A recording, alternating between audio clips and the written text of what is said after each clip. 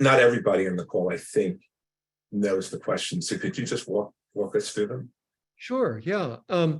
The first question is, if you had all the money that you needed for the rest of your life, maybe you're not as rich as, well, you're certainly not as rich as Elon Musk, but maybe you're not as rich as the Queen of England or J.K. Rowling either, but you've got all the money that you need for the rest of your life, and that's defined by you. What would you do? What would you do? What would be different? How would you live your life? So that's question number one. And we ask that question first because it's kind of like you win the lottery. What would you do? You know, it's an easy, we've all thought about it, right? So it's an easy question, and it's not one that is terribly challenging because the others get more deep and more personal. So it's a good way of loosening up and experiencing the two of you, the advisor and the client, being together in this. Although I tend to do these questions as a piece of homework for clients. In the old days, I would do them in person with them. So that's done both ways by advisors. The second question is deeper and may give you pause. So the second question is, if you were to go to the doctor and they've been running some tests and you're feeling perfectly fine, and but they surprise you, shock you really, with the news that you have a rare ailment, and they tell you you only have 5 to 10 years left to live. Now you're going to live for 5 years for sure, and the good news is you'll be as healthy as you are right now, as you feel right now, for the rest of your life. But sometime between that 5th year and that 10th year, you're just going to keel over. The question is then, what would you do with your life? What would you do differently? And of course, that's a killer for many of us. It's a tough question. Some of us, as you get up to my age, maybe you're thinking that way already anyway. Some of us have had, ailments, that illnesses of various kinds that have forced that question upon us. But many people haven't. And so 5 to 10 years, that's it. What would you do? People tend to go more toward their relationships. Not always, but they tend to go more toward their relationships and toward legacy issues and the bucket list, so to speak, in that question. First question is filled with bucket list kind of stuff. The third question goes even deeper. And it's really the one that a life planner pays the most attention to. It's one that you would never ask first. And here you get the same scenario, the same setup. You're going to the doctor, you weren't expecting anything. They're performing some tests. And this time the doctor really, really shocks you by telling you that they misdiagnosed you, and that in fact, you've got a rare ailment and you only have 24 hours left to live.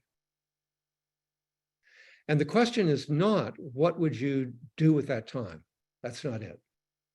The question is just reflecting on your life and reflecting on your dreams, your anticipations, your passions, the things you love, and reflecting that you're going to be gone in 24 hours. The question is, what did you miss? What did you not get to do? Who did you not get to be?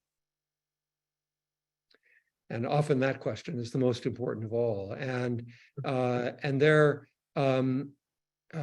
sometimes, often the answers are shorter because this touches so deeply into a person's life that what is most meaningful comes up. And as a life planner, that's what I want to deliver into your life. And even where things come up, there are things that come up that sound impossible. Like, I'm my age and I wished I'd had kids, right? There's one that could come up. There are things like that, but most of them are not impossible. Most of them we can touch into and move with, but those that sound impossible, usually there are links to the world from our heart that we can, avenues that we could go down that would fulfill a lot of that. So for instance, the wish I'd had kids, it could be spending much more time with your nieces and nephews if you have them, or it could be teaching and mentoring. There are a variety of things that I've seen come out of that, including foundations set up for children. So it touches very deeply. And there are 5 things usually people go for. They do go for relationships. Family tends to be the number one thing. But for years, I was not one that had family in there. And so family and relationship tends to be number one, and quite significantly so. But I'd say the second most powerful response is about values, or about spirit, or about religion. It's that really deep kind of spiritual side almost of people, or saying, you know, I wished I lived as a salesperson. I wish I'd been able to speak more truth. I wish I'd been able to, you know, and then that's something we can work with. That's something we can go toward. So values, spirit, could be meditation, could be religion, as I say. The third one that's very, very common is creativity. So wish I'd acted in independent films. Wish I'd written that great American novel. Wish I was playing jazz in a nightclub on Wednesday nights, you know, and, you know, wish I'd gone to Africa.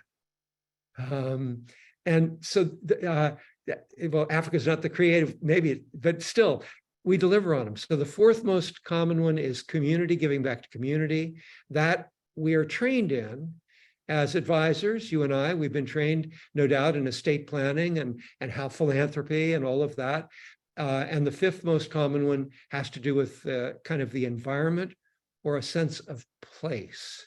So people in the country often wish they had more time in the city. People in the city often wish they had more time in the country.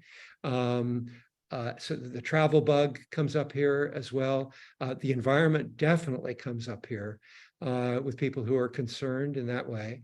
And so those tend to be, and they're wonderful things. And you can go to town with all of them and you know, get into a person's life in a wonderful way. I don't mean get into their life, but ask them and open them.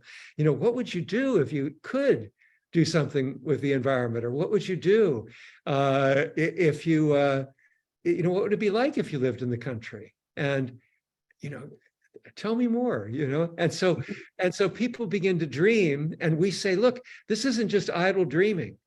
I'm running your money. You can make these things happen.